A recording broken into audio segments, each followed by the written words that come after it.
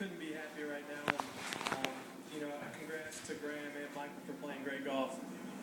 You go 68-68 on the weekend, and a burst of 3 straight birdies and 4 in a 5-hole stretch turned it around for you today.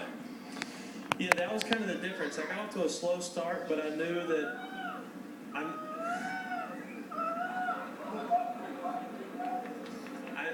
I knew always something to spice matters up. Yeah, enjoy the gel soap out. But no, I knew that there were some birdie holes on the back, and I just had to, stay patient. And luckily, the birdies came. Your wife, Dowd, is expecting. She was by your side. You're kind of amused. The gendarmes are taking care of this gentleman, and he is on his way to a place other than where you're headed. Your wife, Dowd, who was expecting, was watching along with you. This is a special time for you in your life. It was. We had a week, just the two of us. Our little boy's 16 months old, and it's been our first week away from him, so it was